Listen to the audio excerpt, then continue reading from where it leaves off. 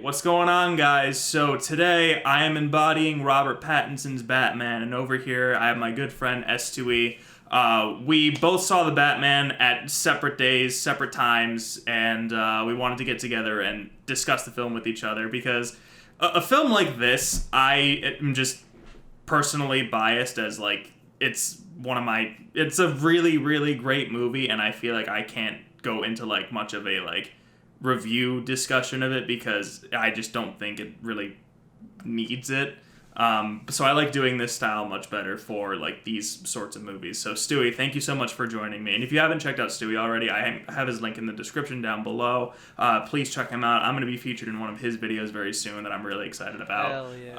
I also apologize for the horrendous lighting in my setup right now. This wasn't planned, but according to Stewie, it looks better because I look like an insane emo boy Batman, which is, I guess, what a lot of people are calling Robert Pattinson's Batman. So I guess this works out. Fun fact, actually, Stewie, this is the first Batman movie that I saw in theaters. Really? Not including Batman vs. surprises Superman me. and the Justice League movie. Well, This is the first solo Batman movie I've seen. I think Batman in vs. theaters. Superman counts as a Batman movie because his name's in the title, but Justice League, that's just a DC movie. Yeah. So, getting right into the meat and potatoes of it, this is going to be a spoilers discussion, by the way, so we're just going to go through the movie and just talk about pretty much everything that we liked about it, some things that we may not have liked. I actually haven't heard Alex's opinion yet, and he's heard like a little bit of mine, so this is going to be interesting. So, first of all, Stewie, what did you think of the movie overall? How funny would it be if I hated it? I know, that's literally what I was thinking. I didn't hate it. I thought it was very, very good. I definitely see some more issues than most people have been. Like, when I bring things up to a lot of people, they're like, oh yeah, that's a point. But in general, awesome, awesome, awesome movie. I think it's debatably the best. I personally think Dark Knight's better still from just like a whole movie standpoint. But this movie does things without a doubt better than the Dark Knight does. I think this is the best, like in real life, like not animated or video game interpretation of Gotham by far. Oh, I think 100%. They nailed the atmosphere, man. Dude, the tone of Gotham City was incredible. I love how pretty much almost every scene that was at night, it was just raining, it looked like shit.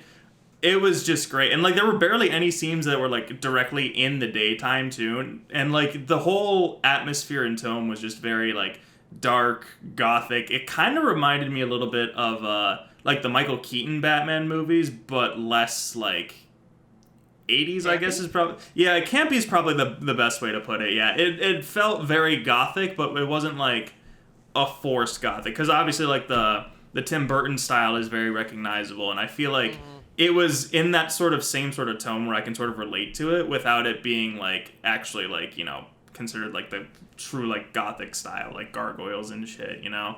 But the atmosphere, I felt it. Like, even in, like, that couple of scenes during the actual daytime, it just still looked, like, bleak. Everyone looked miserable, and that's really what Gotham City should be. Like, I remember watching, like, the Arrowverse shows, and I know you haven't watched them, and, like, we've periodically, like, talked about it. But when they introduced Gotham City, pretty much all it was like the exact same lighting and the exact same tone, but there was just garbage and like graffiti everywhere, and that's how they like differentiated between the different cities. But I think that this, as you can really tell, is like the true, authentic Gotham City. Yeah, without a doubt. I definitely think that they did that better than... Like, I was talking to... I saw it with Al, and we talked about it after, and we were like, you know, Dark Knight did a lot of things right, but the city that, like, is the city atmosphere in Dark Knight could be any city. It feels very realistic. It feels like not this, like... Feels like Chicago. Yeah, exactly. It feels like Chicago. It just feels like a city.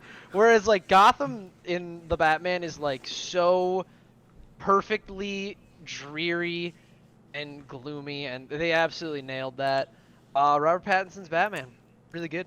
Oh my fucking god. So I came out of this film thinking that he's my favorite and pretty much definitive Batman now. Yeah. I would say it. I liked Batfleck for what he was, and obviously like Christian Bale is Ben a really Affleck's good. not it. I mean, I think Ben Affleck does it for like, he's a good Batman, but I think in that like old gruff like, you know, like bruiser type Batman, whereas I feel like this is the Batman. Like he has all of the traits. Like I feel like Batfleck was just kind of a dumbass. Like he was like he was a big brawler. He had like a couple of good fight scenes, but I feel like he wasn't really embodying the Batman character. He just had like the big tough like grr swing and like cool action scene and like the jawline, but I feel like the actual characterization and tone it wasn't it. And I feel like we haven't really gotten much from Batfleck to sort of like, you know, judge it fairly. But I think after seeing Robert Pattinson's Batman, I'm glad that they actually went this route instead, because it was originally supposed to be Batfleck, but then obviously a lot of behind the scenes stuff happened. Wow. And yeah, it was a giant mess. But Batfleck's basically out now. I think he has like one more movie and that's it. And then I think he's done with Batman forever. But Robert Pattinson's This movie would have been Batman, a shit show with him, I think. I think so too. I'm glad that they recast it for Robert Pattinson.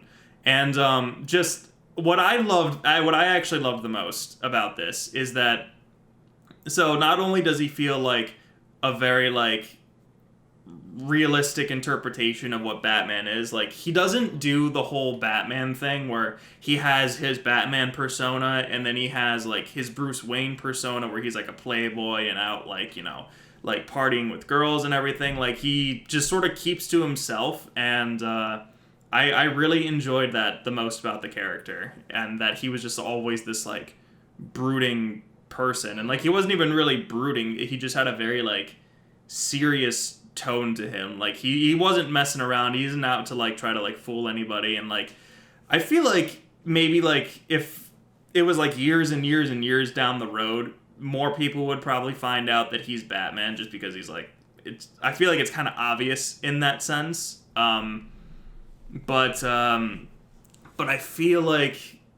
I feel like this is the definitive Batman for me. And I think a lot of it, too, had to do with him being in the Batsuit for a good majority of the film. Like, at least, like, 90%. Yeah. A thing that I thought they did really well in writing the character is that, like, he was very much, like you said, they cut out all, like, the playboy, rich guy aspects of him. And he was very, very focused without being, like, annoying and self-righteous and corny, which is a very hard line to toe in superhero movies. Like, I can think of so many superhero movies where the superhero's like, justice, and it's like, shut the fuck up, nobody cares. He's about vengeance, not justice. Yeah, exactly, dude. He has this objective, and he's like locked in. Like, he's a nerd. He's a huge nerd. Yeah. Like, all he wants to do is figure this shit out, and it makes his character just super good. I think his intro alone sold it for me. And I think that I really like the philosophy in the beginning where he really is out just to instill fear into all of the criminals, and they see all the criminals see the bat signal, and then they look in the shadows, and the monologuing too like instantly made the film like skyrocket for me, because it was just, I feel like it was well needed to sort of like get in his psyche and like feel what he's about. And like all the criminals are looking in the alleyways and they're all like running scared, and then of course that like last one, you hear the footsteps and you know, oh shit, the fucking Batman is coming. And when he stepped out, and like it was such an eerie musical score, and no one's taking him seriously. I'm surprised that one dude was like, who the hell is this guy? Like, everybody should know who the Batman is by now, because it's been 2 years.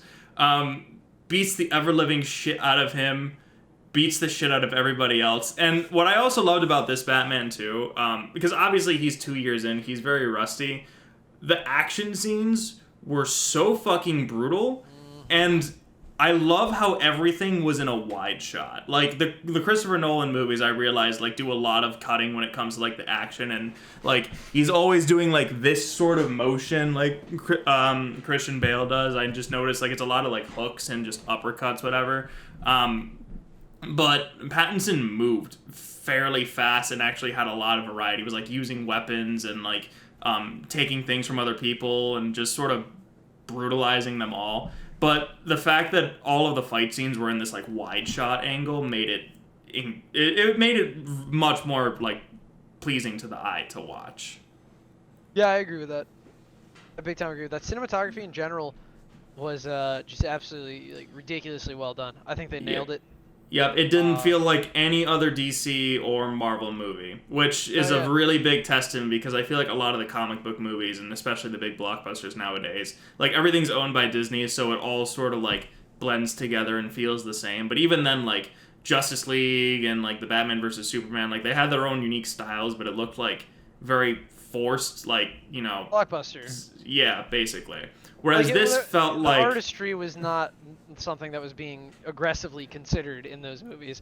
Making money selling tickets is what they wanted to do, whereas this one was like genuinely a pretty good artistic feat. Like, there are some shots, oh my god, like post-climax, when he falls into the water and the cop lights are like lighting the water red and blue. Oh my god, yeah. Gorgeous, and then he gets up and he lights the flare, and just like the very grayed out, like hard to tell exactly what's happening background while he's standing there. It was gorgeous. I was really there were a lot of like shots that also excuse me, a lot of shots that also lingered too, and I really appreciated that because a lot of movies nowadays just like move with their pacing like this, whereas this one was very slow. It took its time. It had patience. And I feel like you need that in this type of like detective, like noir style film. And it really worked here. And I think, like you said, I feel like no other Batman probably would have been able to do this. I feel like every other Batman movie would have been like just more bloated with that. But I feel like it really worked here. Pattinson's acting was fucking incredible. And I think that like his very serious, like almost like monotone just really worked for the entire film, even when he's like just talking to random people, talking to Jim Gordon. And also I really fucking loved this version of Jim Gordon too. Very likable. Yeah, he's just really like I rooted for him the whole time. I just wanted to see him do good. Yeah, I feel like I was trying to think about this, but I feel like the other versions of Jim Gordon have sort of been like, I guess, like, I don't want to say the word forced, but they've sort of, like, forced him into that, like good cop role, where it's so hard to explain. I feel like he's been very, like, forced into a lot of Batman stories because he, like, has to be. It's so synonymous, yeah. Yeah, but I feel like here he was... It basically could have been anybody, I feel. And he's like the one person that Batman trusts and that trusts Batman.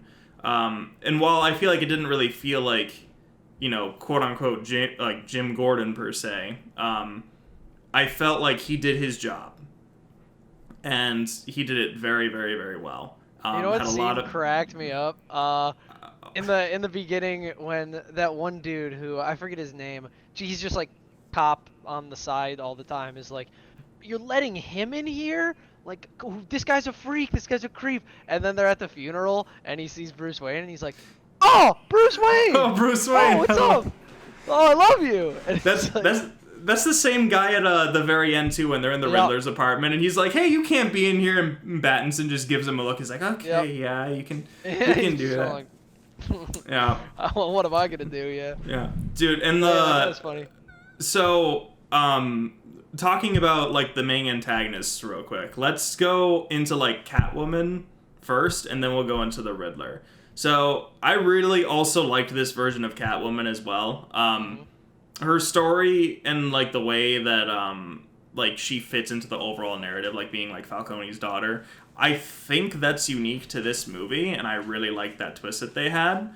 The chemistry between her and Robert Pattinson too was really, really good, and I feel like I want to see her in more movies now. Like, I feel like her story's kind of done for the time being, but if they bring her back, I wouldn't complain.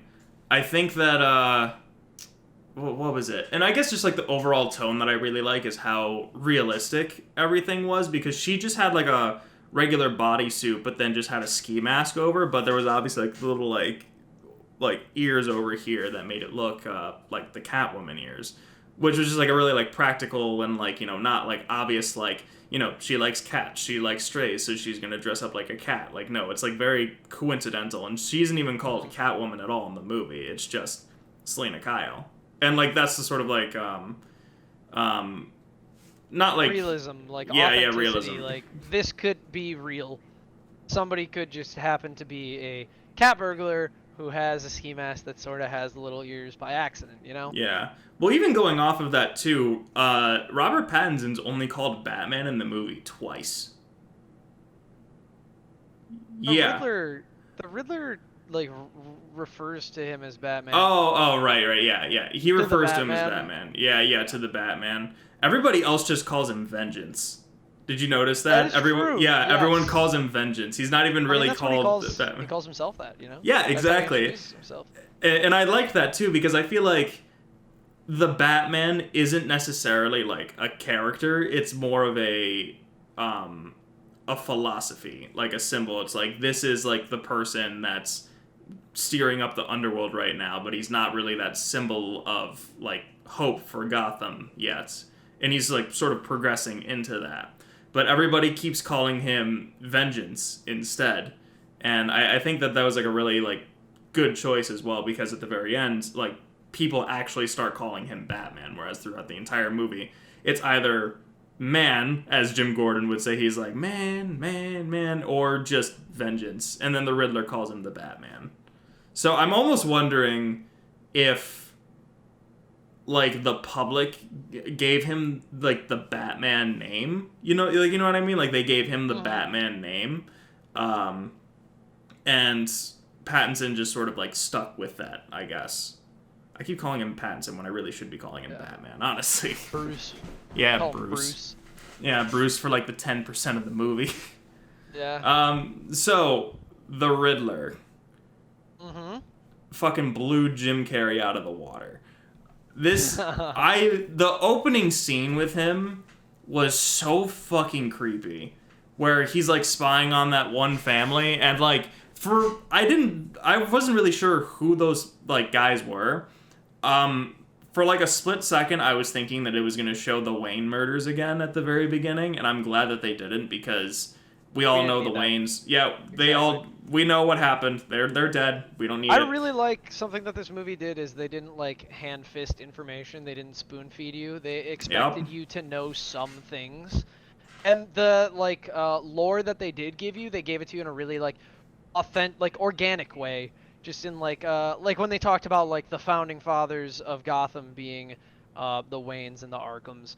I didn't really know much about that, but they didn't go into crazy detail explaining it. They were just kind of like, this and this, that's that, and then they just like told it to me, and I was like, cool, yeah, I get it, I'm there. And, they just did a good job with the lore, handling the lore, and like giving it to you without forcing it down your throat with tons of information. Yeah. The other thing too is that this film did not feel like it was 3 hours long. Oh no. Oh, the absolutely not. Fucking constant. Yeah. Fast. Oh my god. And that also goes back to what I said earlier, because a lot of scenes lingered when, like, they really needed to. Because, again, like, I feel like modern movies now would just try to, like, get the attention span, like, get the scene moving to the next scene. But, like, lingering on certain shots and certain moments and, like, facial expressions, it does a lot. And I feel like it really draws you in and actually makes you, like, give a shit about the characters. I will say this, though, and, like, this is going into, like, a rant that I'm probably going to do, like, much, much later down the road for everybody watching, but the only time I personally felt like the movie was going on for a longer time was when I could hear somebody, like, in my theater or, like, see someone texting down there, and, like, I would get brought out of the experience, and I would be like, what the fuck are you doing? This is an awesome movie. And I was like, holy shit, this movie's been going on for a while, hasn't it? I'd look up at the screen for like another hour, and then like something would happen where I would be like, what the fuck was that? And I was like, oh shit, this movie's been going on for a while, hasn't it? And just like look back up on the screen. I feel like if none of that happened, I would have sat there with my eyes glued to the screen for the whole 3 hours. Yeah, I definitely had an annoying theater as well. Tons of three different people around me, one behind me, the one to the left, and the one to the right, all tried to take a video like for Snapchat Oh and my had their flash fucking on. god. All three of them had their flashes on, so they're just like, God and damn it.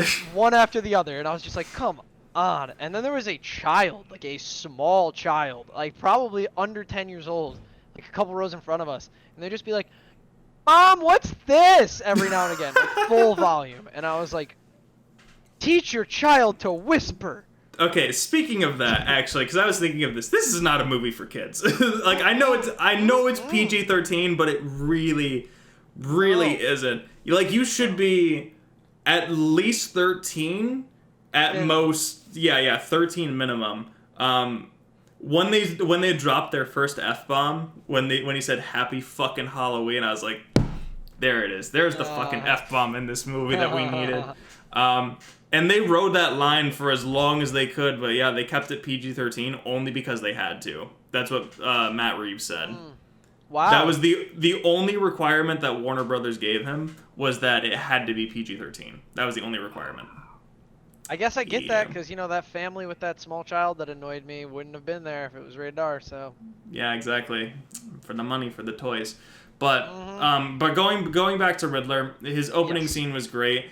One thing that I love about the Riddler, and this also comes from like the Arkham games too, is the actual riddles. But I love how his riddles here weren't necessarily like, like rhymes and poetry and stuff and whatever. Like there were actual like, well, I guess it was like the thumb drive thing, like examples like that, where it's like very like literal, like where they're trying to think of like all of like the like 4D chess, like trying to think to like the next level, like they think this guy's like super smart, but like the Riddler spends all of his time making him think that like he's like the mastermind, he's super smart, and like so obviously like what he has like for his next riddle has to be like this grand like master thing, whereas it's like, where's your USB drive? It's in the USB drive here with the thumb. It's a thumb drive, get it? And like little scenes of humor like that, I think also like really made the movie like a lot more enjoyable as well, because it's not like, obviously it's not like a Marvel movie, and a lot of people are bitching about that, where like they're saying it's not like lighthearted and not enough jokes and whatever. But like I thought that there were a lot of like really good, clever uses of humor, and like the Riddler did that. I think if they tried to hand-fist comedy into this, it would have been an absolute mess. Oh, I don't absolutely. understand how that could be a complaint of yours. It's like, man, I watched Seven and there wasn't enough jokes in it. It's like, this movie is not funny. This movie's a very grim like mystery. Yeah. That is like fucking dark. It's got some like evil shit in it. Yeah. You know what else I really like too? The modern take on everything to make it like realistic with realism. Like, and I was just thinking about with the Riddler too. The way that Riddler gets his goons is by becoming a fucking live streamer on Twitter and Twitch and YouTube, and like he has all of his followers band together, and that's how he gets his crew. And I thought that was hilarious and clever. I think that I have very strong feelings on that. That boy. was a bad idea in my opinion, because that is triggering. when I was in the theater and it was like, oh hey, in this Batman movie there's gonna be a mass shooting, I was like, do they not remember what happened at a Batman movie in the past? Like, this is a weird decision to make. Like the climax of the movie is a mass shooting. I was like, that's a little bit triggering, man. I mean, I liked it though. I think that it worked very I didn't hate it, but no, like the tension was there because like I saw the live stream and like I read the comments first, and like I saw it in IMAX, and like I read the comments first. First of all, one of the guys' name was actually like, I think it was like Ratchet the something, but it had Ratchet in it, which yeah. But they all had those comments where it was like, I have this rifle, you can get this here, like here's like where you can grab the mask, and I was sitting in the theater, I went, oh shit, this is where Riddler like gets all of his goons, like this is where like everything's happening, like there's a mass shooting that's about to happen. But like that's what I love about it is that like it didn't directly show you that at first, because the live stream thing was like it had to be like probably a good like 4 or 5 minute rant where they're just like showing the Riddler just ranting on screen, but the comments are to the side. So like you're focused on the Riddler first, and then you see the comments to the side and you piece together like, oh shit, this is gonna happen. And then around the time where you realize it, Batman realizes it, and that's when it like emphasizes it. Yeah. Yeah, I don't know. I think it's good for the movie. I think it's a tiny bit in poor taste, just a tiny bit. It's a little like, oh, come on, guys, don't remember the Batman movie? But like, but I really liked Riddler. I thought he was very methodical and very very threatening and imposing.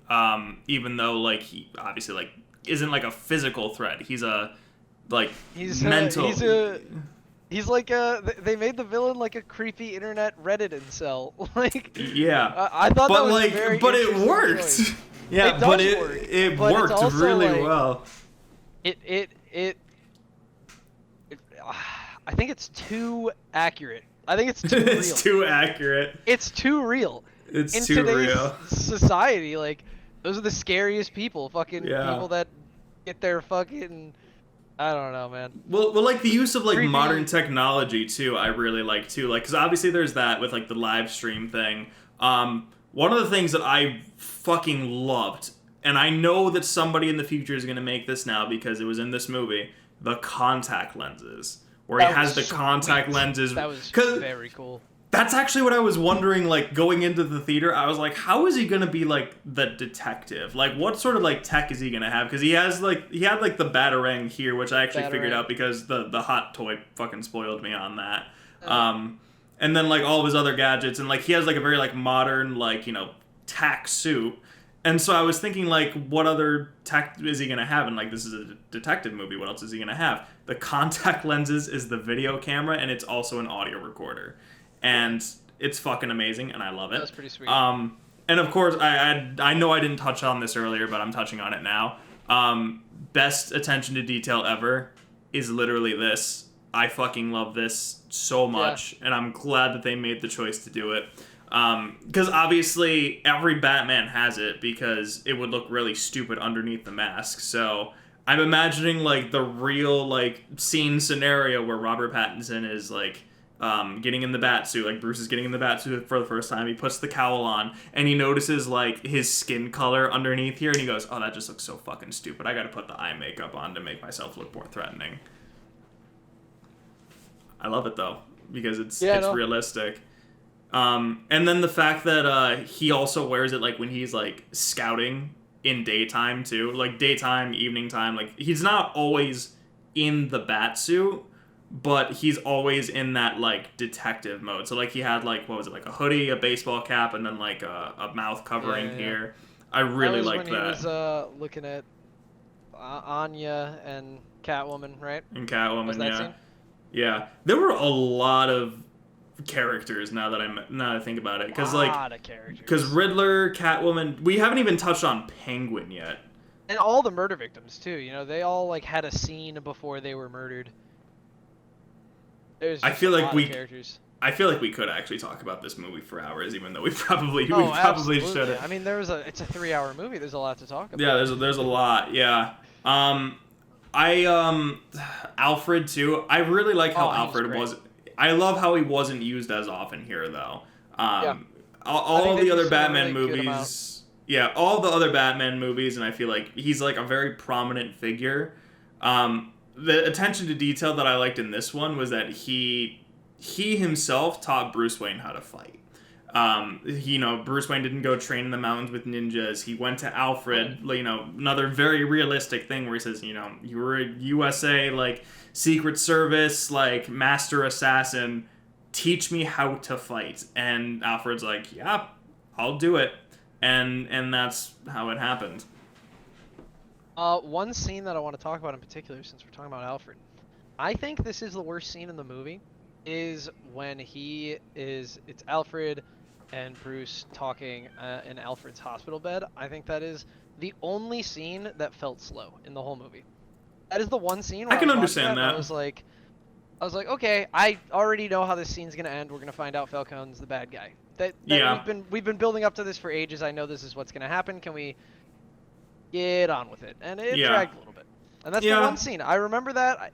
The only time in the theater where that was my experience, because I literally, even with all the people distracting me, I did not wonder what time it was until post climax, until falling action. Because at the point of falling action, I was like, this movie should be wrapping up. And then I looked at my phone and I was like, movie's about to wrap up. That's pretty Yeah, crazy. movie's about Wow, to wrap up. I've been here for 2.5 hours. I agree with 12:36, and I was like, wow. Yeah, I agree with that Alfred scene though. Now that you mention it, I do think it was a tiny bit slow, and I think that's another one of those instances where like somebody interrupted my theater experience, and I looked at them and like took me out of the movie. I think that was another instance where that happened. Now that you pointed out, that definitely happened to me, because I remember being completely odd. Like, I remember, like, being so out of it that I was then like, oh, okay, yeah, they're revealing the thing I thought. Like, I kind of checked out for, like, a second, because somebody was doing something. Yeah. One of the other things that I really liked about this, and, well, about the film, and I'm backtracking, we're just sort of all over the place in this review, I don't fucking care.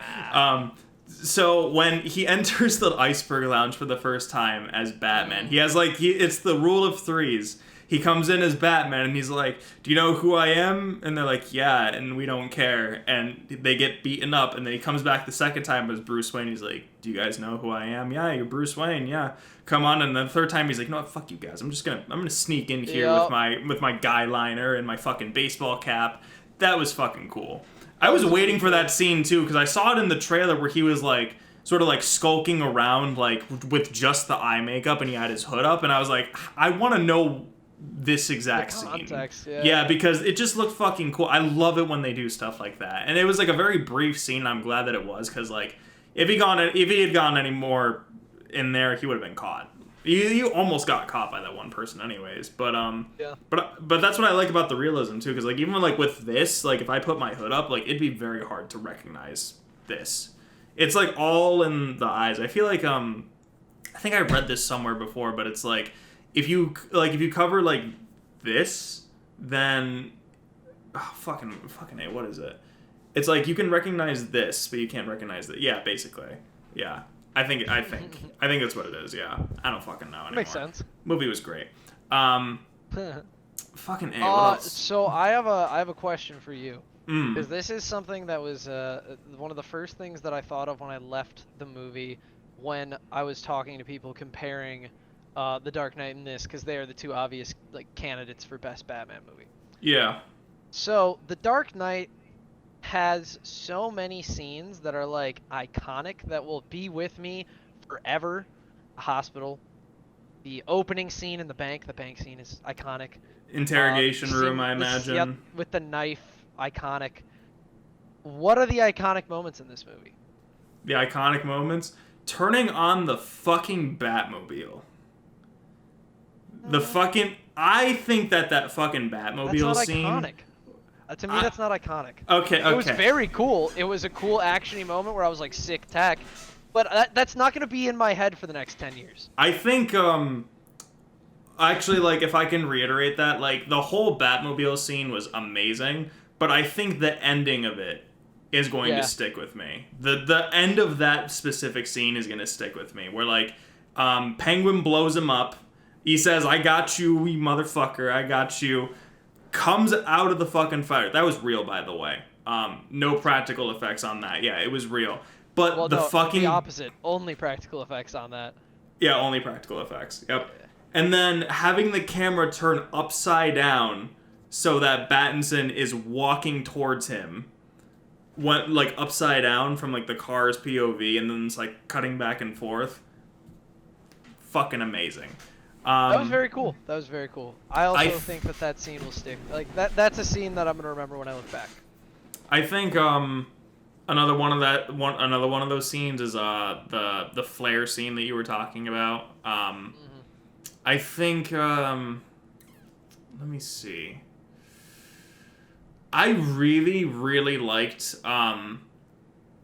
like it's not an interrogation scene, but it's when the Riddler gets arrested and Batman comes in, and I think this was my favorite scene of the whole movie, because in a couple scenes prior to that, you know, Bruce basically figures out that the Riddler knows who he is. So he goes to Arkham Asylum, and the Riddler just keeps saying his name, Bruce Wayne, because the whole point, one of the whole like driving forces of the movie is that the Riddler was also an orphan, and then Thomas Wayne, Bruce's dad, like screwed all the orphans over, unintentionally. When he died, like all of the big like crime bosses got a hold of the trust fund, and that's where all that money went. And none of it went back to the people for the orphanage, and that's why like the Riddler's pissed at all these like big prominent figures, and that's also why he's pissed at Bruce Wayne. So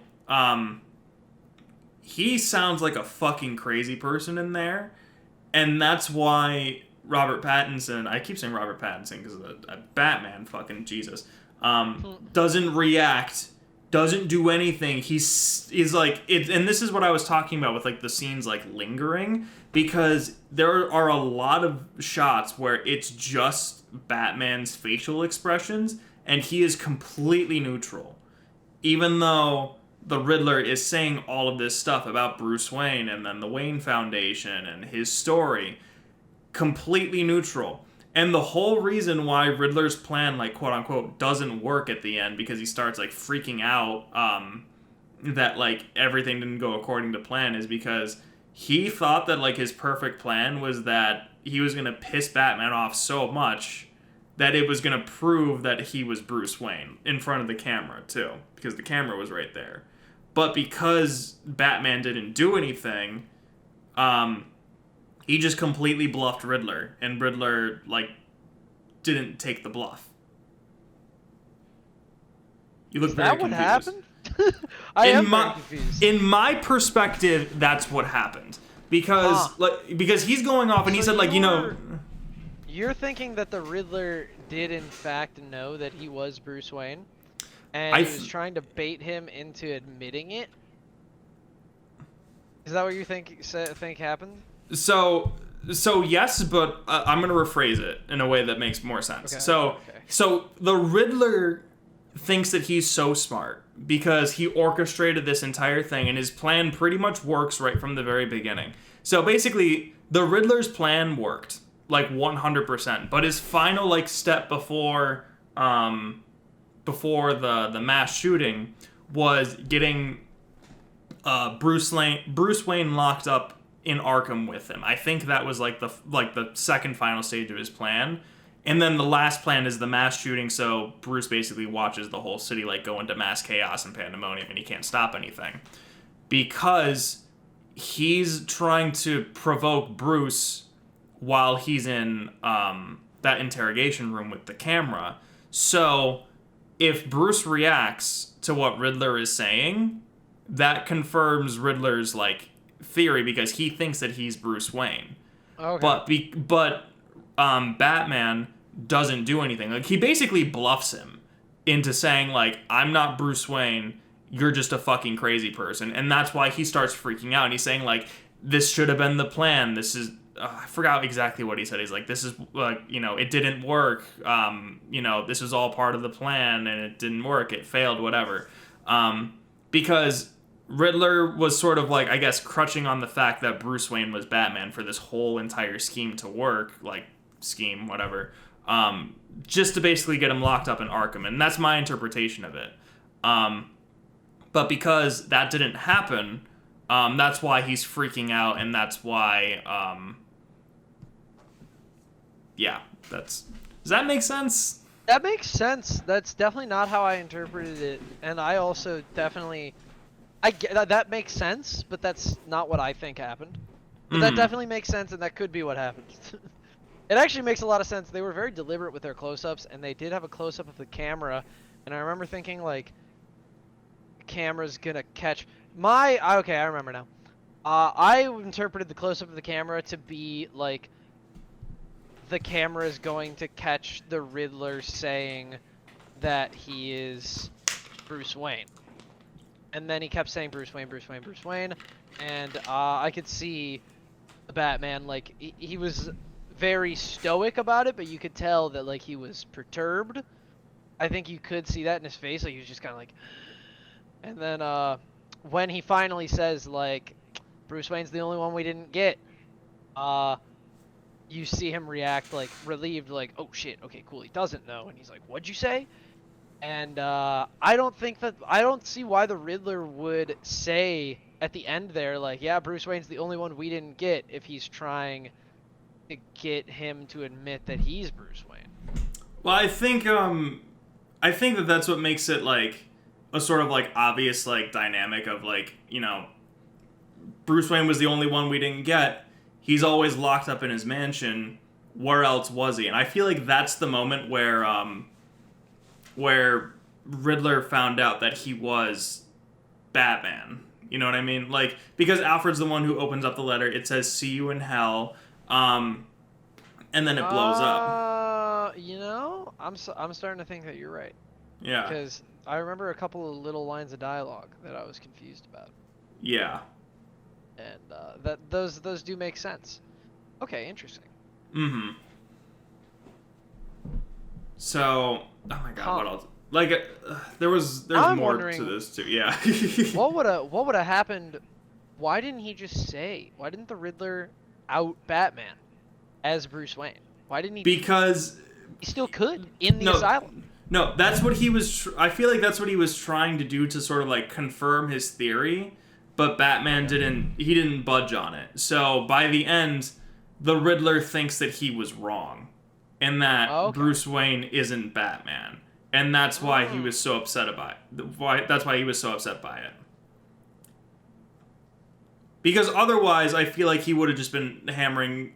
I feel like if he like knew Bruce Wayne was Batman, and like he still thought of it, he would still like continue to like say it, I guess. Like I feel like and I guess to like everybody else's mind, like if you really look at it, like the Riddler's fucking crazy, and they lock him up in Arkham Asylum for a reason. And I think that nobody is going to take him seriously if he says that Bruce Wayne is Batman, and like he's basically blaming everything on the Wayne. So I feel like, at least like if I was looking at it, he would look like a crazy person to me, and I just wouldn't believe anything that he says after that. Yeah, you're probably right. Mm-hmm. So speaking of the asylum too. Sorry, for really quick, I just want to watch that scene again now that we're talking about it so much. Like, I need to really look into everything that happened more thoroughly. Iconic scenes, am I right? That was an iconic scene. That one wins. That one wins it. So, a scene that is not iconic, and this is the only thing that I walked out of the theater not enjoying, the Joker tease at the end. I did not like that. I didn't think it was necessary, and I wasn't in the room when they made the decision, but it also felt like one of those decisions where, like, Warner Brothers said, like, you know what? Maybe let's try to push for a sequel. Let's, like, put this in everybody's mind just to see if they want it. And I just don't really think it was necessary. I think that it would have been fine if we had that shot of Riddler and he's crying and he's upset, he's crazy, and then it just cut, and then that was it. I think that I don't really like the Joker tease because I feel like we've gotten Joaquin Phoenix's Joker, we have Jared Leto's Joker currently, and now we have this third Joker. And I feel like the Joker tease was really there just because it's the Joker. But I feel like, I guess I'm just kind of sick of the Joker.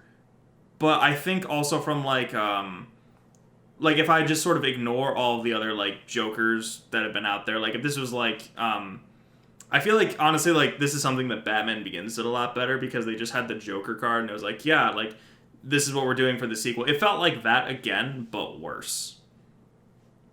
And I feel like it wasn't necessary. Yeah, I agree with you. It didn't have that effect on me when I watched it, but those are very good points, I think. It definitely felt like more forced than the rest of the movie. It was a little inorganic. So I didn't necessarily love like the voice acting essentially because we barely got to see the Joker.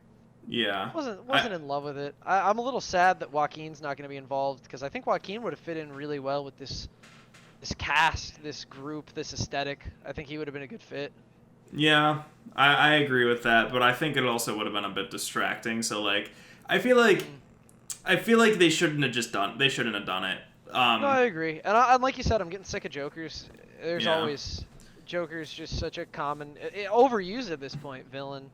You yeah. know? They did something very similar in like one of the CW shows, and it felt exactly like that. And I feel like in a TV show it's more acceptable, but in this film that was already 3 hours long, felt very organic the entire way through. Nothing felt forced, and this was the only thing that felt forced. Literally right at the very end of the film, like that just left like like slightly salty taste in my mouth. Like if the movie was like a 10 out of 10, then that scene made it like a 9.5. Like that's like literally where it is for me. That was the only thing in the movie I didn't like. All right, AJ, I'm about to hit you with a couple of things that I didn't like because I want to gauge your thoughts. Yeah, of course. Big one. Why the fuck did he not throw the Batarang? Why did he jump on when he jumped on the wire and shocked the shit out of himself? What was the point of not throwing it? You could have cut the wire by throwing it. Am I wrong? That seemed very silly to me.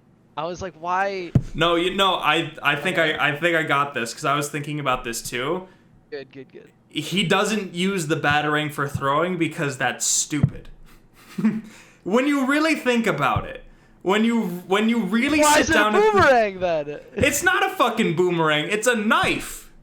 But it's a knife in the shape of the bat symbol. Okay. So what we're getting at here is, in terms of lore, aesthetically it looks like the Batarang, but it's not actually the Batarang because the Batarang would be a boomerang. This is just a knife. This is just a knife. Okay. Yes, it is just a knife. He didn't throw it at all. Throw a knife. Even if it's just a knife that is like a really long edge, couldn't you just? He's Batman. I don't think it would have cut. I don't think it would have cut. Dude, I think it would have. Up. He's got all the strength in the world. He just juiced himself up. Oh yeah, I also really liked that scene too because it was sick, yeah. Because it was very clear that it was Bane venom is what it was. Oh, I didn't even know that. Oh, yep. It was green. The adrenaline rush, like the anger that he had in his eyes, I was like, that's the Bane venom right there. That's what that is. Yep. Looked super cool. I really loved, and again, like it just goes with like the brutality of that scene too. Yeah. Dude, that final fight was so fucking brutal on him. And like you can even like see like I also love that the suit is bulletproof, and you can also like see all the bullets like in the gradual damage that happens with it.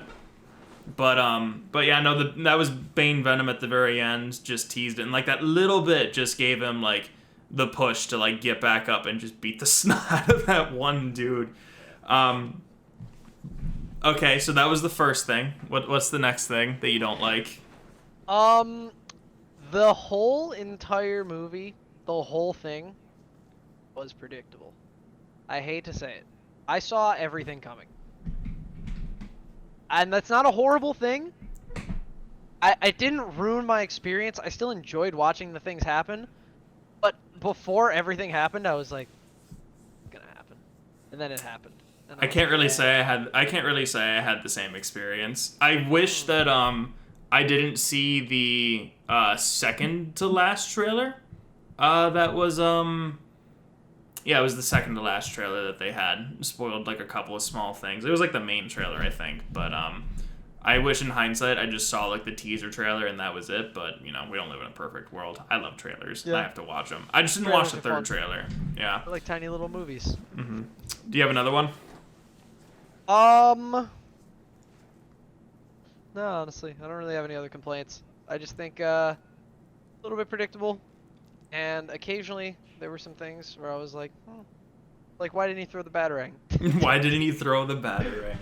I guess that's one of my biggest complaints. Is why didn't he throw the Batarang? I think that's a testament to how good the movie was. Yeah, I guess that's fair. I also loved so basically like I guess one of the main themes of the film is about going from this like vigilante, vengeance seeking, like, you know, off the wall, like crazy person into like this like symbol of hope, because even at the beginning of the film he says that it's been 2 years since he's been Batman, crime is up, he feels like nothing is really working, but throughout the film he has that like aggression and that fear that he's trying to put in all of the criminals. And at the very end, after like the mass shooting and he beats up that one dude and they ask him who he is, and the villain says, "I'm vengeance," which is exactly what fucking Batman has been saying this entire time. And this is another thing that I really loved about the directing too, because Batman had a lot of scenes where he just didn't talk and you understood what was going on. Like, he didn't have to say what he was thinking and feeling.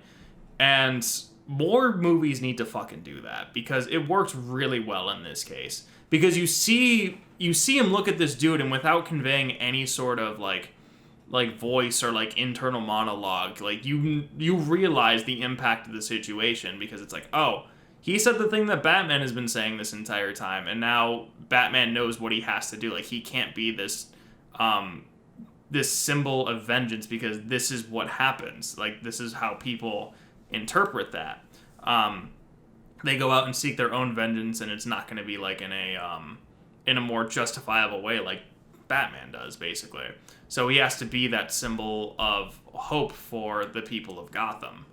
And that's basically why he actually goes in and cuts the wire, so he can like save everybody down below, and he grabs the flare and he like gets everybody out and actually like saves people, because he saves people in this movie, but he also kind of does it almost like circumstantially, or in a way that isn't necessarily like hopeful. Because like the guy at the very beginning, like, he saved that dude from getting mugged, but even the dude was fucking terrified of him for like a very for like a justifiable reason, you know. Whereas like at the very end, like, you contrast it with a kid who like will not stop holding on to Batman as they're being like lifted up on the helicopter, you know, because like Batman's bringing this person comfort, and that's what he transformed into. Yeah, that's a really good point about the arc and stuff. I definitely thought that was really cool, and it made the falling action more interesting. One thing about the falling action that I will note is that I feel like the movie ended like 4 different times. Do you know what I mean by that? Yeah, I know exactly. There were so many scenes where I know exactly what you're talking about. This feels conclusive, and then another scene would happen. I was like, oh, and then that scene would end, and I'd be like, this feels conclusive, and then another scene would happen. There's more, and then another scene, and then finally the actual conclusive. They wanted the movie to end 4 different times, and they couldn't decide which one they liked the most, so they included them all. Yeah, I didn't hate it though. I didn't like. I definitely was kind of like, I don't understand why the movie keeps going, but you know, the scenes made sense. It's a film that never ends. Yeah, it just has a billion different endings, but I was fine with it. It didn't like spoil anything for me. I just found it odd. Yeah, I agree, because I feel like there were a lot of different arcs that had to be closed, because there was the theme that we were talking about, Penguin's story, which we didn't really talk about. We'll probably talk about that in a second. You know, in his arc, we had the Riddler and his conclusion with not Joaquin Phoenix's Joker, and then we had Catwoman's conclusion. So, like, 4 different conclusions in the film. Yeah. But and because we didn't really talk all that much about Penguin, like, I really liked his presence for what he did, and I'm glad that he wasn't overly used. But he always sort of seemed like that villain, and like even like the Arkham games, he was kind of like this. Like, I think I described this to somebody earlier today. This felt like the Arkham games, because you have a bunch of different villains and like side stories going on at the same time that all eventually come together in the end. Because like he goes to see Penguin, and Penguin's doing his thing, and then like Carmine Falcone is out doing his own thing, and then Catwoman is doing her own thing. All the while there's this Riddler character who's like fucking stirring up all of this trouble. And they're all separate storylines, and I remember in the theater actually thinking like, you know, I was like, it's kind of scattered all over the place, but they're obviously going to bring it together at one point. And they just gradually did, and it all came together at the end, which is another testament to like the pacing too, because, and this is actually how Batman, I feel, would operate too. Like, he's not gonna like zero in on this one thing because there's so much shit to do in Gotham. He has to juggle all these different pieces together. Well, I do feel in that regard he was actually rather zeroed in on the Riddler, but it just so happened that, like, to get to the Riddler, he had to go through a lot of people. Mm-hmm.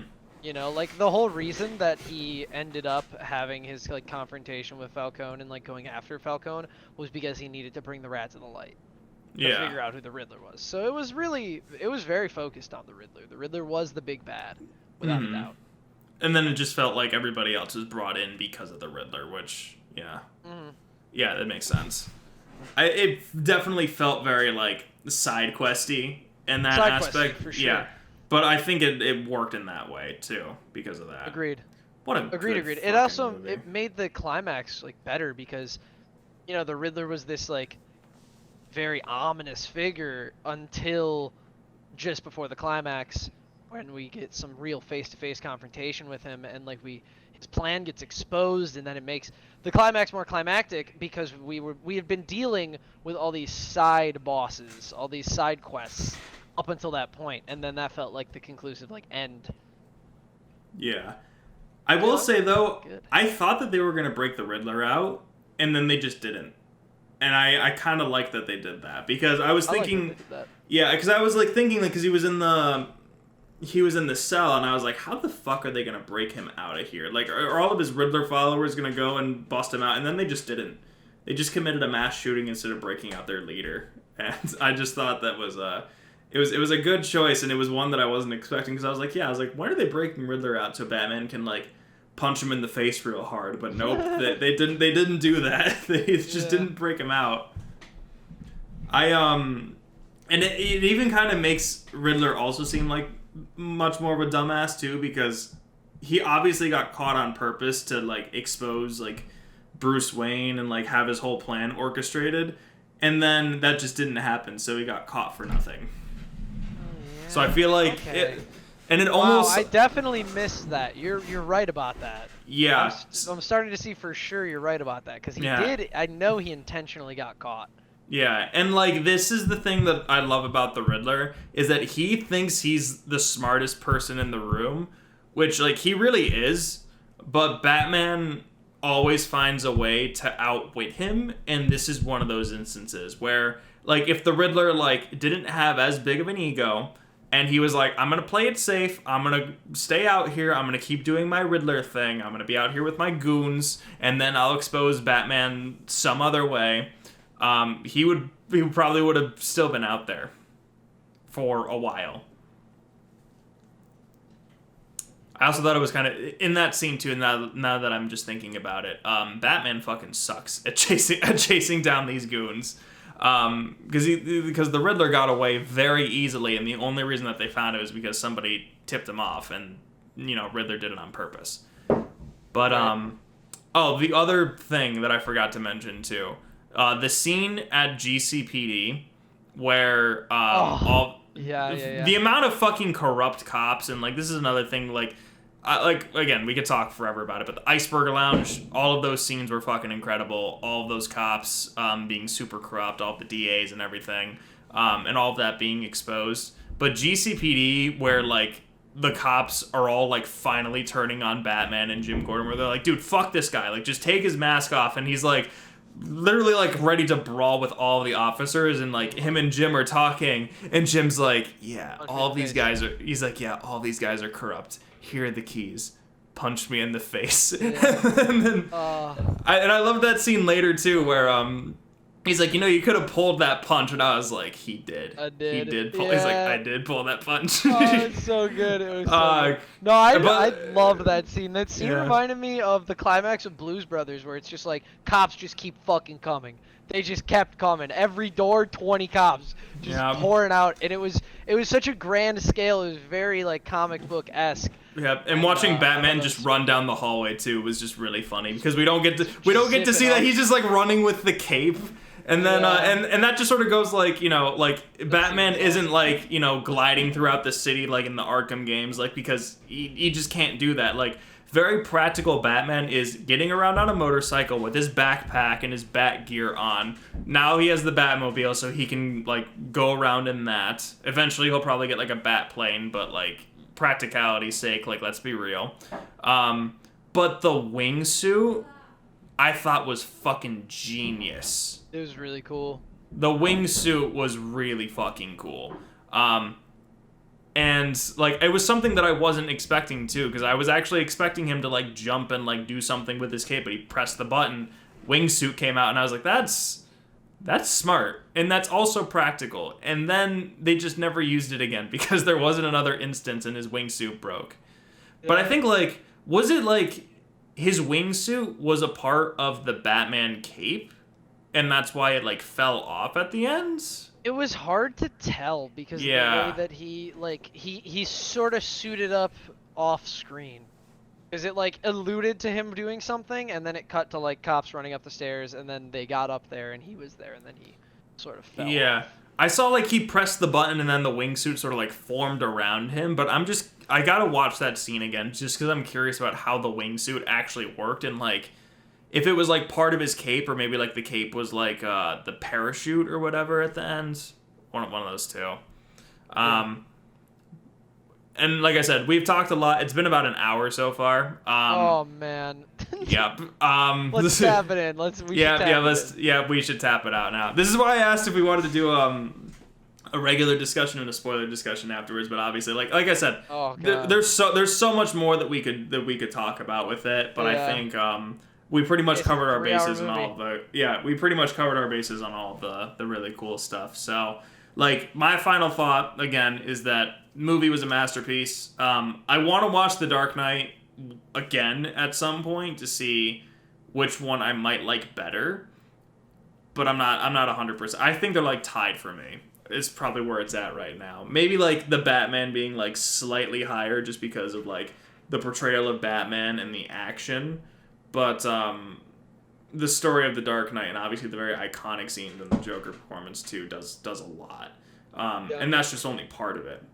But I mean, overall, like I'm giving the Batman a 10 out of 10. Like the literally only caveat was the Joker scene at the end for me, and that was it. If I had to give it a number, man, that's a tricky one. I guess I'd give it like if I'm going to decimals, I'm gonna give it a strong 8 to a light 9. That's what we'll do. We'll do Fantano style ratings. Yeah, that's fair. Strong 8. Strong 8. What I'm really feeling. Yeah. I feel like realistically it really is more of a 9, but I enjoyed the shit out of it so much. I had a blast with it, so. That's very fair. Yeah, I think I'm rating it very highly on the basis of like how much I enjoyed it. Just like being a viewer in the audience and just getting totally locked in for 3 hours and like not even noticing the time go by, you know? That's what really, I think that's the best quality of the movie, is the fact that it managed to keep me like at peak levels of entertained for as long as it did. Yeah, I feel the same way too. Also, one thing too that most people might not actually know is that it's also coming on HBO Max in about like 45 days, I think. It said 45 days from like the release date. So whether that's like Thursday, Friday, Saturday, whatever, it's apparently going to be on HBO Max in like a month and a half. So that's probably where I'm going to watch it again, because I don't really plan on seeing it again in theaters because obviously 3 hours. But I also saw it in IMAX, so I feel like seeing it again in like a lesser theater experience, and obviously just audience members and whatnot, I don't really feel like I need to see it in theaters again. I want to watch it on my own on HBO Max and see how it does. Yeah, I might have a place to watch it before then. Nice. Well, we don't need to talk about it though. Right. It may not be legal. Oh boy. All right. So, any other final thoughts, Stewie? I'm all good. I'm thought it out. I am too. Well, thanks for sitting here and talking with me about it. So, again, everyone go follow Stewie's channel. I'm going to be in one of his videos very, very soon. He also streams on Twitch, apparently, I guess. I don't know what his situation is. I'm sort of an unretired streamer. Sort of a retired, unretired streamer. I stream like once or twice a week. Yeah, Teaching Me Melee is also one of those streams. That happens once a week.